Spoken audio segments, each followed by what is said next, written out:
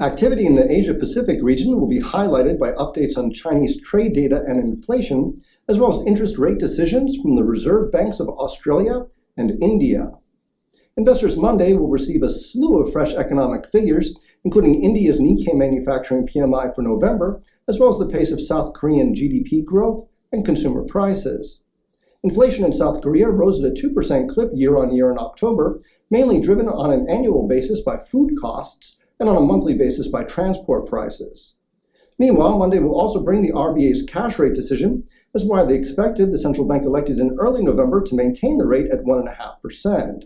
RBA Governor Philip Lowe had touted improvements in Australia's economy, saying that over the past year, GDP had risen by 3.4%, and the unemployment rate dropped to its lowest level in 6 years.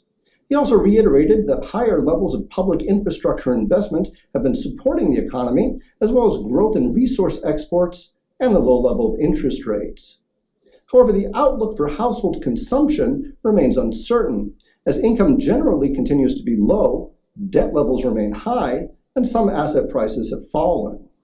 The RBA's decision will be followed on Tuesday by a reading of Australia's GDP for the third quarter, and by midweek, investors will also receive Australian trade data and retail sales numbers, as well as an interest rate decision from the Reserve Bank of India.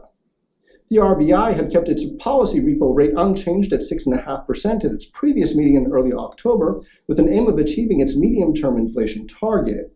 The bank's Monetary Policy Committee said that its outlook on inflation should be closely watched, especially as the output gap has virtually closed and several upside risks remain. While remaining elevated, CPI inflation, ex-food and fuel, had moderated, this in part due to softer housing costs, as well as prices of tobacco, personal care, and transportation.